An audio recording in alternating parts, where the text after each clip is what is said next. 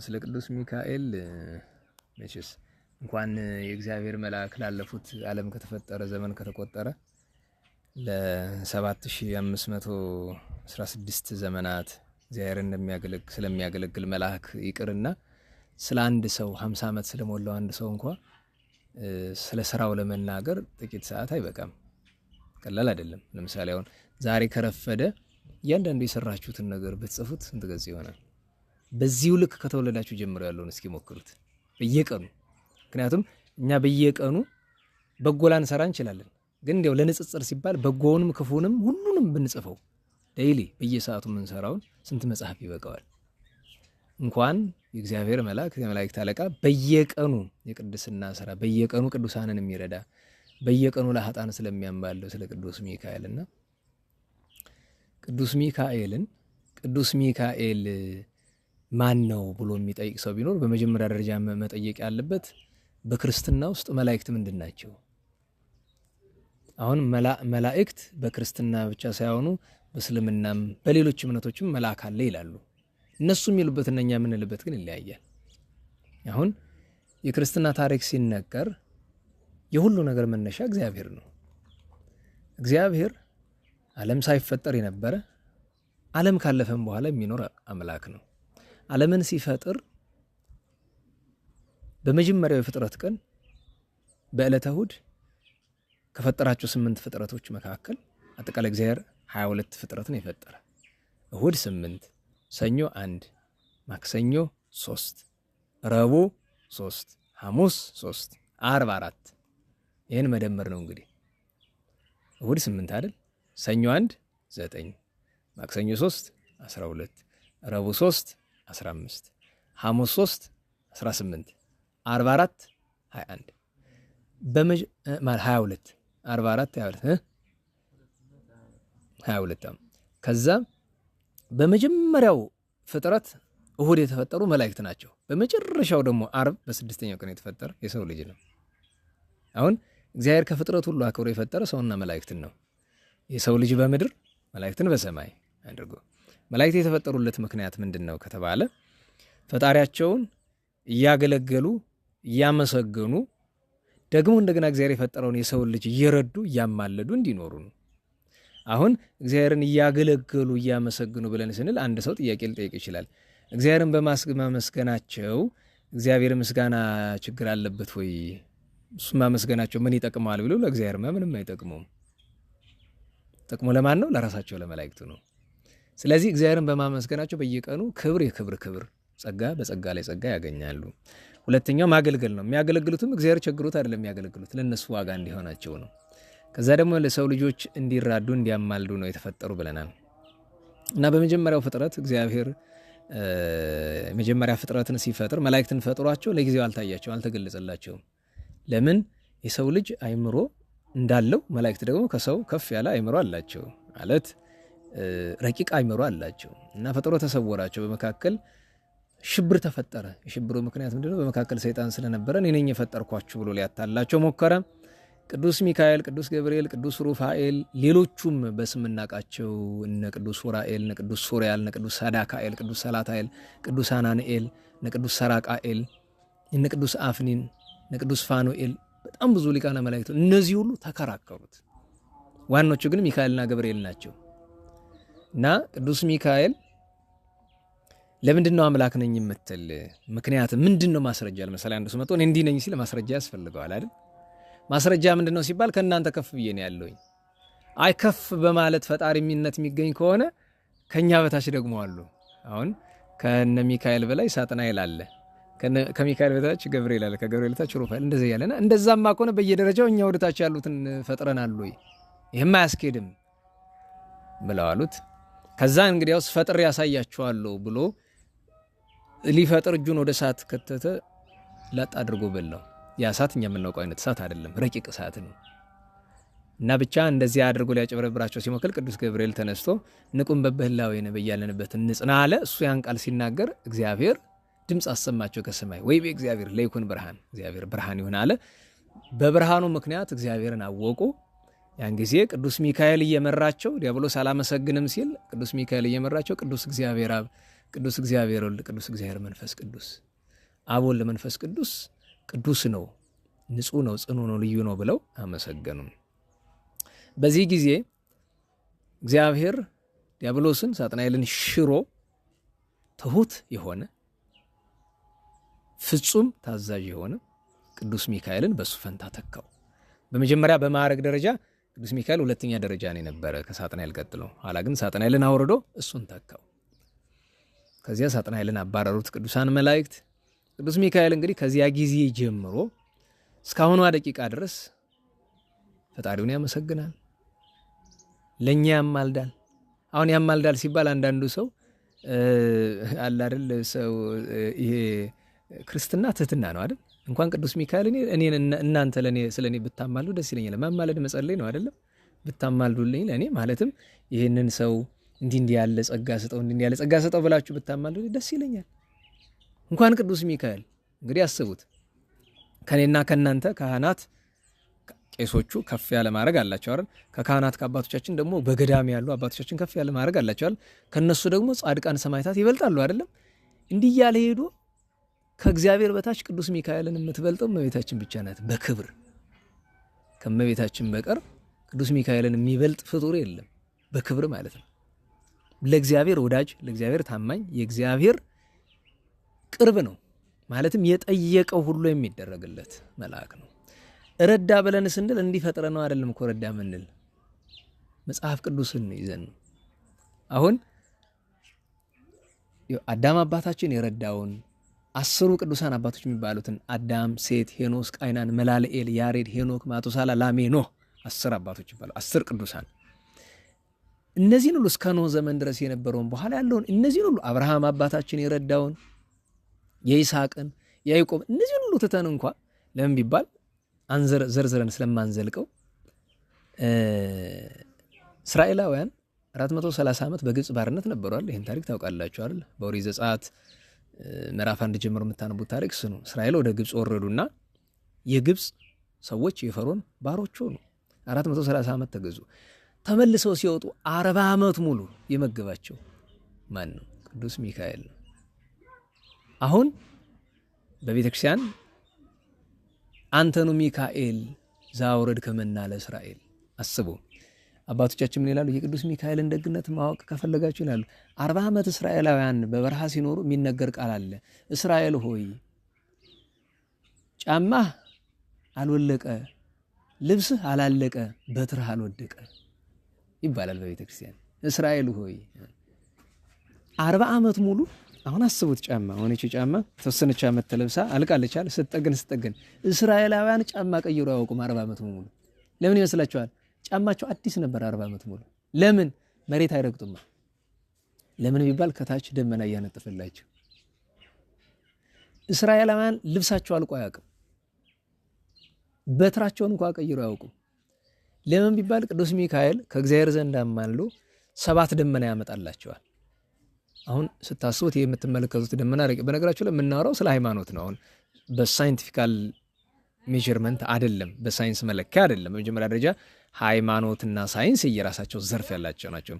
ሳይንስ ኤቭሪቲንግ ሹድ ቢ ኮንክሪት ይላል። ሁሉ ነገር አይቼ ዳስሼ ጨብጬ ነው ይላል። ደግሞ ሲዋሽ እኮ ነው። ሳይንስ እኮ ሁሉ ነገር አይጨበጥም። አሁን ሳይንስ ማቴማቲካል የሆኑ ነገሮች ካልሆነ በቀር ይሄ ትንሽ ኬሚስትሪ ላይ የምናያቸው ፊዚክስ ላይ ምናቸው ኢቭን በፊዚክስ ለምሳሌ አስትሮፊዚሲስት የሚባሉ ሰዎች አሉ። አስትሮፊዚክስ አለ አይደለም? አሁን ለምሳሌ እዚህ ጠፈር ምርምር ላይ የሚሰሩ ሰዎች ስለ ጠፈር የምትሰሙት አብዛኛው ነገር ውሸት ነው፣ ሲምፕሊ ወይም ደግሞ ይሄ ኤስቲሜሽን ነው፣ ግምት ነው። ግን ዋናው ሳይንሱን እንተውና ስለ ሃይማኖት ነው የምናወራውና ማለት ደመናና ምቱ እንዲህ ማድረግ እንዴት ይቻላል ምናምን የሚል ጥያቄ እንዳይነሳ ብዬ ነው። ምክንያቱም ስለ ሃይማኖት ነው የምናወራው፣ ስለ ሳይንስ አይደለም። 7 ደመና መጥቶ አንዱን በታች ያነጥፍላቸዋል፣ እንቅፋት እንዳይመታቸው፣ ሾህ እንዳይወጋቸው። ይህንን የወለደች እናት አድርጋ በታሪክ አልሰማንም። እናት እንኳ ከእናት የበለጠ ርኅሩ የለም በምድር። አንዱን በታች ያነጥፍላቸዋል፣ አንዱን በስተቀኝ አንዱን በስተግራ። ለምንድን ነው በቀኝና በግራ የሚያደርገው ቢሉ ጠላት በዚህም እንዳይመጣ። አንዱን በኋላ ያደርገዋል፣ እሱም ጠላት መከለያ ነው። አንዱን በፊት ያደርገዋል፣ በ4 አቅጣጫ ማለት ነው። ከዛ በታች አላቸው፣ በላይ ደግሞ ፀሐይ ሊመታቸው ነው፣ በላይ ያደርገዋል። አሁን በላይ ለፀሐይ እንዳይመታቸው፣ በታች እንቅፋትና ሾህ እንዳያገኛቸው ነው። በ4 አቅጣጫ ደግሞ ጠላት እንዳይነካቸው ነው አይደለም? ግን ስታስቡት እግረ መንገዱ ምንድነው? እነዚህ 6ቱ ደመናዎች በአራቱ አቅጣጫ በላይና በታች ምን ሰራ? ቤት። ይሄ ቤት የተሰራ ለስንት ሰው እንደሆነ ታውቃላችሁ? ከ3 ሚሊዮን በላይ ነበሩ እዛ ጊዜ እስራኤል። ምክንያቱም 605,000 አባወራዎች ብቻ። እንግዲህ አንድ ሰው ስንት ልጅ እንደሚወልድ ማሰብ ነው። 605,000 አባወራ ከነ ልጆቻቸው እስከ 3 ሚሊዮን አካባቢ ናቸው። ለነዚያ አሁን ከ7 ደመና አይደል ያለ አንዱ ቀረ አይደል? አንዱ ሳ ምንድነው የሚሄዱት? ሲና በረሃ አይደለ? ቃዴስ በርኔ ሲና በረሃ በደብረ ኮሬብ አይደለም? መንገዱ ለመራመድ አይሆንም። ስለዚህ አንደኛው ደመና መንገድ ይጠርጋል፣ እንደ ግሬደር ማለት ነው ይጠርግላቸው። እንግዲህ ይሄንን የቅዱስ ሚካኤል ለዚያ ነው። ከዛ ግን ይሄ ብቻ በቂ አይደለም። ሰው ይሄ ሁሉ ምቾት ቢኖር መብላት አለበት። ምንድነው የሚበለው የነበር እስራኤል? መና። በነገራችሁ ላይ መና ምን እንደሆነ እስካሁን ድረስ የሚያውቅ ሰው የለም። መና የምግቡ ስም አይደለም። መና ማለት ይሄ ደግሞ ምንድነው ብሎ በአድናቆት ጠይቀው ነው። በግዕዝ መኑ ይባላል፣ መኑ ኦቱ ይባላል። ማን ነው መና ይብለው ወሰብ ለወልጓል ይላል ክርስቶስ አይደለም? መና ማለት ምንድነው ብሎ በአድናቆት መጠየቅ ነው እንጂ የምግቡ ስም አይደለም። እጅግ የሚጣፍጥ ግን ደግሞ ለስስታም የማይሆን ለምሳሌ መና ሲዘንምላቸው ለዕለቷ ብቻ ነው የሚያነሱ። ቅዱስ ጳውሎስ ምን ይላል? ዘብዙ እያተረፈ ወዘውሁድ እያይጸጻለ። እችን ታክል ቁንጥር አድርገህ ብትገባ ቤት ስትገባ ይበረክታል። ለዕለት የሚያክላቸውን ያክል እችንም ያክል የቆነጠረ እኩል ነው። በትልቁ ሳፋ ያስገባም እኩል ነው። አንዳንዶቹ በስስት ማዕት ያስገቡና በጧት ይበላሽባቸዋል። የማይበላሽ መቼ ነው? ዓርብ ማታ ግን ለ2 ቀን አንሱ ተብለዋል። ለምን? ቅዳሜ ሰንበት ስለሆነ። አይሁድ ሰንበትን ቅዳሜን ነው የሚያከብሩ። እሁድን ማክበር የጀመረና በሐዲስ ኪዳን ነው። እና ሲረባቸው መና ይወርድላቸው። እንደውም እስራኤላውያን ጠገቡና አረ መና ሰለቸን ነው ችግር አይደለም ማርገለማ እንደሚባሉ ጠገቡ። ምንድነው የምትፈልጉ ተባሉ። ስጋ ነው ማለት እዚያው ድርጭቱን ምኑን ያላለ ይሄ በሰማይ የሚበረው ይሄ እንደ ቆቅ እንደ ጀግራምና እንደዚህ ያለውን ያንን ስጋ መጥቶ አበላቸው። ግን እስራኤላውያን ክፎች ናቸው እንደኛ ዘመን ሰውና እንደዚያ እያሉ መቼም ያሞታል ያስቸግራሉ። እንደዚያ እያሉ ውሃ ጠማቸው። ደግሞ አለ ውሃ ከምን እንጠጣለን? ሙሴን መጥቶ ሊቀ ነቢያት ቅዱስ ሙሴን ምተው አለው።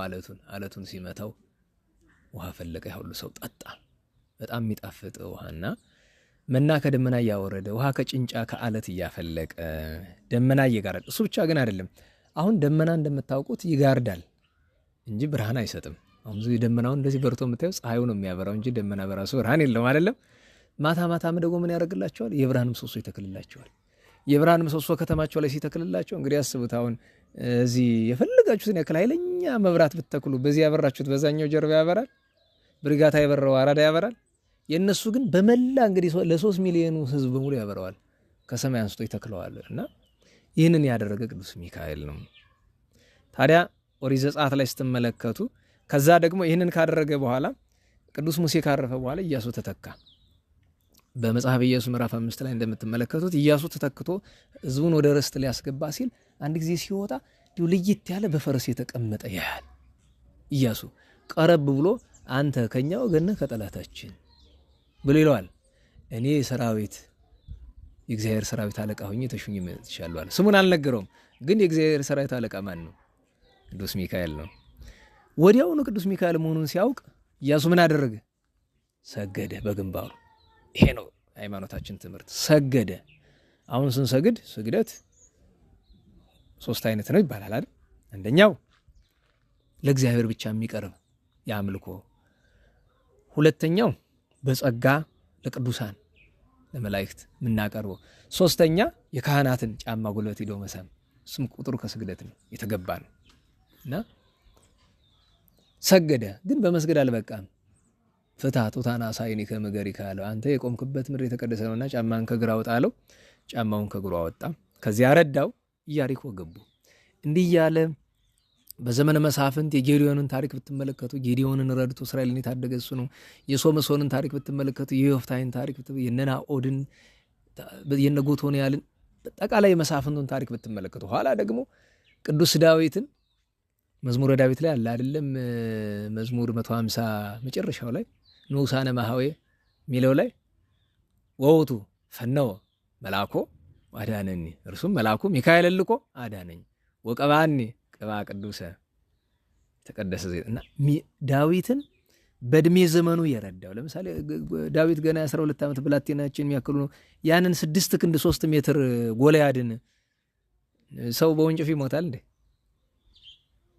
ያን ወንጭፍ እንደዚህ አድርጎ በጎልያድ ናላ ውስጥ የከተተው ማን ነው? እግዚአብሔር የላከው መልአኩ ቅዱስ ሚካኤል ነው። ከቅዱስ ዳዊት በኋላ ሰሎሞንን ረድቷል፣ ነቢያትን ረድቷል፣ እነ ኢሳይያስ፣ እነ ኤርምያስ፣ እነ ሕዝቅኤል፣ እነ ዳንኤልን። በአዲስ ኪዳን ደግሞ ቅዱስ ሚካኤል የእመቤታችን ድንግል ማርያም ጠባቂ መልአክ ነው። አሁን ሁላችን ጠባቂ መላእክት አሉን አይደል? ግን በስም አይታወቁም። የኛ በስም የሚታወቅ ጠባቂ ያላት እመቤታችን ናት። ለምን? በቀኟ ሚካኤል፣ በግራ ገብርኤል ነው የሚጠብቋት። እና ከዚያ በሐዲስ ኪዳንም ሐዋርያትን የረዳበት በግብረ ሐዋርያት ምዕራፍ 12 ያለውን ጨምሮ በብዙ የመጻሕፍት ቃል። እዛ ወደ አዲስ ኪዳን ስንመጣ የነ ቅዱስ ባሕራን ታሪክ እዚያው ድርሳነ ሚካኤል ላይ አለ። ቅዱስ ባሕራንን ያዳነበት ታሪኩ፣ ተላሶንን የረዳበት ታሪኩ፣ ቅድስት አፎሚያን የረዳበት ታሪኩ፣ እነ ዱራታዎስና ቴዎብስታን የረዳበት ታሪኩ፣ ቆስጠንጢኖስ ጻድቁን የረዳበት ታሪኩ። እንግዲህ ቅድም ስጀምር ያልኳችሁ የቅዱስ ሚካኤልን ታምራት ረድኤቱን እንኳን ለሌላ ይቀራ ለኛ ለራሳችን እንኳን ለምሳሌ ከደጁ ለምናገለግለው የተደረገልንን እንኳን መናገር ጊዜ ይፈልጋል። ትልቁ ነገር ቅዱስ ሚካኤል የመላእክት አለቃቸው ነው። ቅዱስ ሚካኤል ፈጣሪውን 24 ሰዓት የሚያመሰግን ነው። ቅዱስ ሚካኤል በሶሪያ ያሉ መላእክትን የሚያዝ ነው። ቅዱስ ሚካኤል ፍጥረቱን የሚራዳ ነው። በቅዱሳን ገድል ውስጥ ብትመለከቱ ለምሳሌ ገድለ አቡነ ሀብተ ማርያም ቤት አለ አይደል? እኔ የገዛው ያመጣ ነው እኛንን አስታውሳለሁ። እዚያ ውስጥ አሁን ስለ ቅዱስ ሚካኤል የሚናገር አለ አይደለም? አቡነ ሀብተ ማርያምን ሰው ሲመጣ ይህ ሰው ችግሩ እንደዚህ ነው፣ መፍትሄው እንደዚህ ነው ይላቸዋል አይደለም? አቡነ ተክለ ሃይማኖት ገድል ብትመለከቱት እንደዚያ ነው። ገድለ አቡነ ሳሙኤልን ብትመለከቱ እንደዛ ነው። የብዙ ቅዱሳን ረዳታቸው ቅዱስ ሰማዕታትን ብትመለከቱ ሰማዕታት ቅዱስ መርቆሬዎስን፣ ቅዱስ ጊዮርጊስን፣ ሌሎችንም ሰማዕታት የረዳቸው እሱ ነውና በእውነቱ መላእክትን እኛ ብናከብራቸው ብንጨምርላቸው ነገር እንኳን መላእክትን አስቡት። እንግዲህ እኔ አሁን ለምሳሌ እናንተን እኔ ባከብራችሁ ምን እጨምርላችኋል? ብንቃችሁ ምን እቀንስባችኋል? እንደው ሰው ይመስለዋል አይደል? መላእክትን ስላከብር የሆነ ነገር የሚሰጥ አይ ለአንተ ጥቅም ነው። በነገራችሁ ላይ እቤታችን ስለ እግዚአብሔር ክብር ሻማ እናበራለን አይደለም? ሻማው ለእግዚአብሔር ጨልሞበት ነው እንደምናበረው አምልኮ መግለጫ መንገድ ነው አይደለም? እውነት ለመናገር ግን ብርሃኑ ለማን ነው የሚጠቅም? ለኛው ለራሳችን። እና እኔ እናንተም ባከብራችሁ እኔ ነኝ። ምክንያቱም መጽሐፍ ይላል ሰውን አክብሩ ተብለናል። እንኳን መላእክትን ልንሰግድላቸው ይገባል። ኢያሱን ያክል ነቢይ ከሰገደላቸው አንዳንዶቹ የሚጠቅሱት የሞኝ ጥቅስ አለ አይደል? እዚያ በዮሐንስ ራእይ ምዕራፍ 19 እና 22 ላይ አለ አይደል? ዮሐንስ መልአከ ውቃቢው ጠባቂ መልአኩ ቅዱስ ዮሐንስ ለመልአኩ ሰገደለት። መልአኩ መልሶ ምን አለው? እንዳታደርገው ተጠንቀቅ፣ አትስገድልኝ አለው አይደለም? ስለዚህ አትስገድልኝ እኔ ነገር የሚገባኝ እስቲ እንዲያው በሞቴ እንዲያው ማለት እኛ መቼ ትንሽ ዘመናዊንም ትምህርት ያው ትንሽ ስል መቼም እንዲያው ለትትናው ነው እንጂ 20 ዓመት በላይ ተምሬያለሁኝ። እንዲያው ማለት ዘመናዊን ትምህርት በደንብ አቅም የቻለውን ተምሬያለሁ። ግን እስኪ በሎጂክ እንየው እንዲያው ከእምነት እውነቱን እናቆየውና ለምሳሌ አንቺ አለሽ የሆነ ሰው መጣና ጫማሽ ወድቆ ሰገደ። ምንድን ነው የምትይው? ታው ነው አይደል? እና ምን ይበለው መልአኩ? በሚገባው ስፍራማ ሚካኤል ምንድን ነው ያለው? እዚያ መጽሐፈ ኢያሱ ምዕራፍ 5 ቁጥር 13 ላይ ሰገደ አይደል? መላእክት ጊዜ ያላቸው ትሕትና የሚያስተምሩበት ጊዜ ያላቸው፣ ፍትህ የሚያስፈጽሙበት። ያን ጊዜ ግን ሲሰግድ አትስገድ አይደለም ያለው። እንዲያውም መስገድ ብቻ አይበቃም፣ ጫማህን አውልቅ፣ ከፊቴ ጫማ ለብሰህ አትቁም ነው ያለው። ስለዚህ ቅዱስ ሚካኤል ስዕል ፊት ሂደን ስንሰግድ ጫማችን አውልቀን ነው የምንሰግድ። ይህ መታወቅ አለበት። የእግዚአብሔር መልአክ ነው። አስቡት፣ ጫማህን አውጣ፣ ከእግር አውልቅ። እንግዲህ እዚህ ደግሞ አትስገድልኝ ያለው ምንም ሚካኤል ባይሆንም ሌላ መልአክ ቢሆንም መላእክት ሁሉም እየራሳቸው ክብር ስላላቸው አትስገድልኝ ያለበት ምክንያት እና ስገድልኝ በደንብ ይበለው ማለት የዘመን ሰው መቼም ትዕቢተኛ ነው የሚያስበው። አሁን አንድ ሰው መጥቶ እኔ ጫማ ቢወድቅ አይ አልቻልክበትም፣ አይ በደንብ ስገድ ነው። ይሄማ የሰይጣን አነጋገር ነው በእውነቱ፣ የሰው አይደለም የእውነተኛ ክርስቲያን እንኳን ቅዱሳን መላእክትና።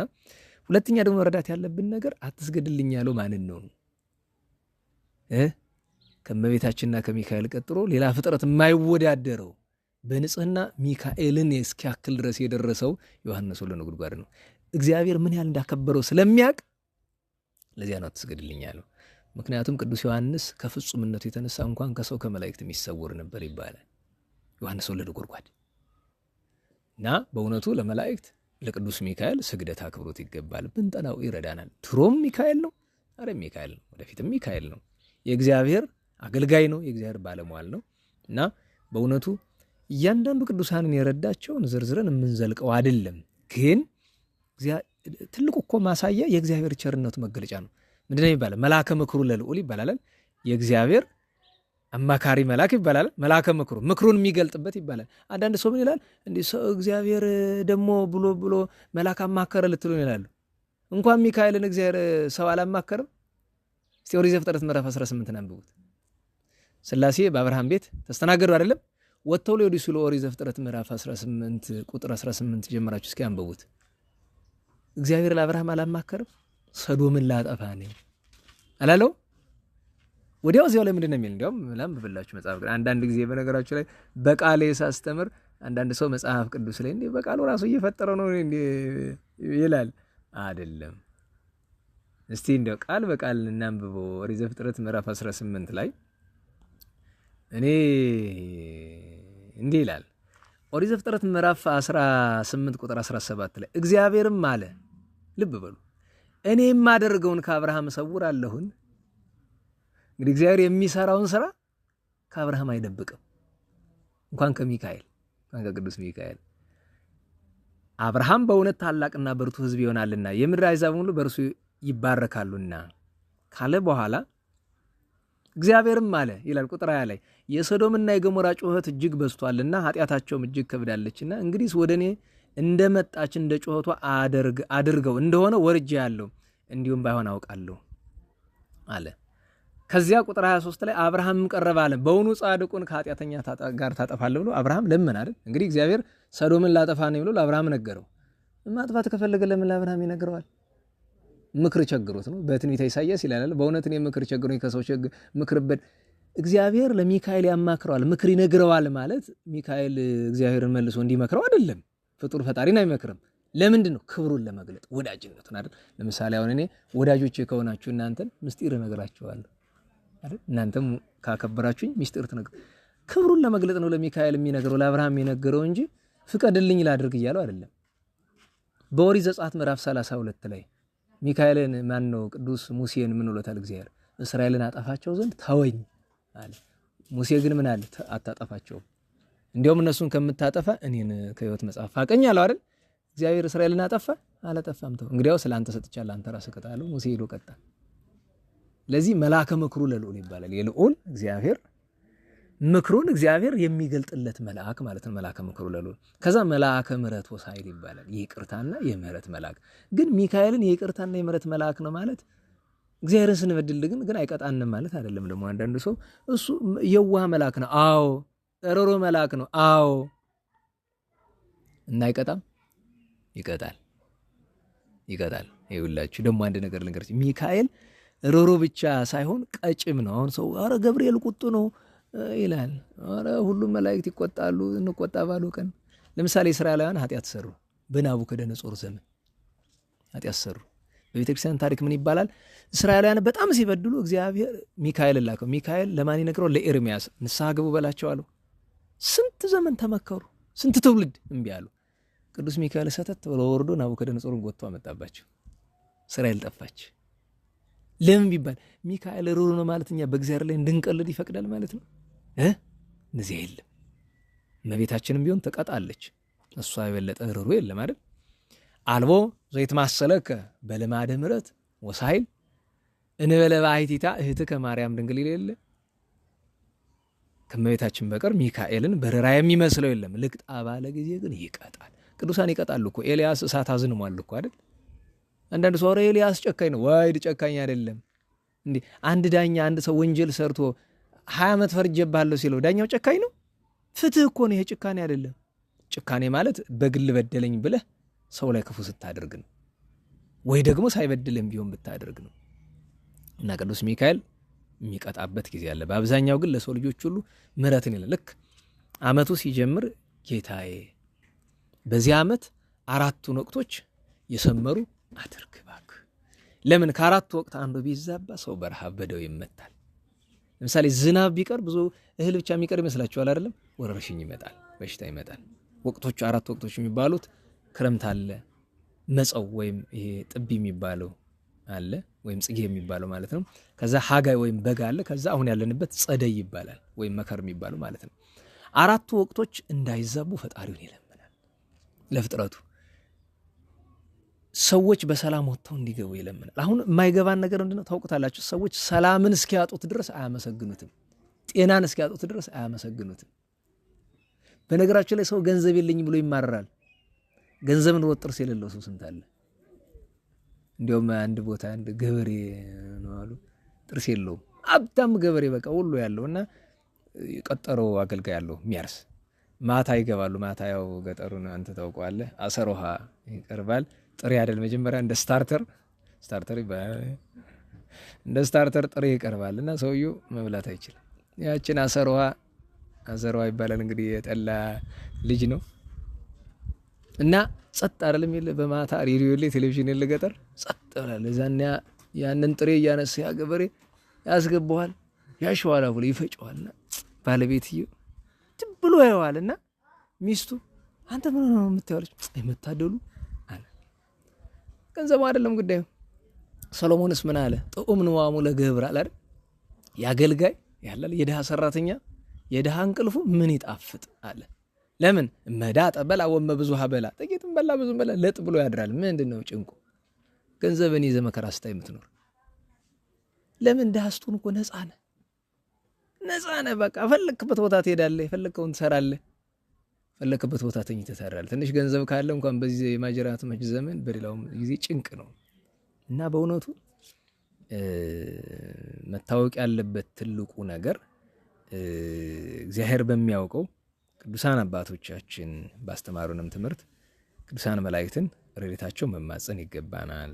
እንዳይቀጡን ሕገ እግዚአብሔር መጠበቅ ያስፈልጋል። እንዳናስቀይማቸው ጠዋት ማታ መጸለይ ያስፈልጋል።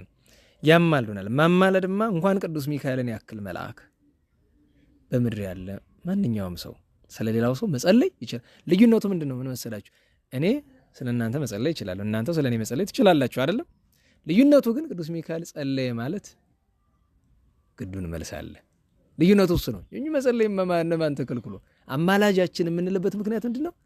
ከአፉ የወጣችው ቃል አትነጥብም፣ እግዚአብሔር ሰምቶ ይመልስለታል። ባለሟሉ ነው እና ሰው ልጅ ወጥቶ እንዲገባ ሰርቶ እንዲበላ በእያንዳንዱ ነገር ቅፋት እንዳይገጥመው ኃጢአተኛ ሰው እግዚአብሔር ሊገለው ሲፈልግ ሊቀጣው ሲፈልግ በወንጌል አለ አይደለም ያችን አጸደ ወይን ያችን የወይን ስፍራ እባክህ እስቲ ዘንድሮ ታፈራ እንደሆነ እባክህ ታገሳት የሚለው ሚካኤል ተብሎ ተተርጉሟል አይደል? ሚካኤል እባክህ እስቲ አትቅሰፈው፣ አትግደል፣ እስቲ ችን ዓመት ስጠው ንስሐ ይገባ እንደሆነ ይላል። አሁን እንድታውቁት እግዚአብሔር ጨካኝ ሚካኤል ሩህሩህ አይደለም።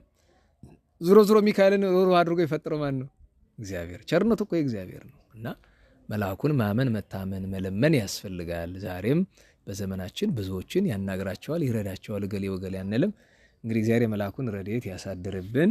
ከረጅም ባጭር ከሙሉ በክፍል እንግዲህ ይሄ በቃል ይመስለኛል ስለ ቅዱስ ሚካኤል። አምላከ ቅዱስ ሚካኤል ቅዱስ ስሙ የተመሰገነ ይሁን። እግዚአብሔር ይስጥልን።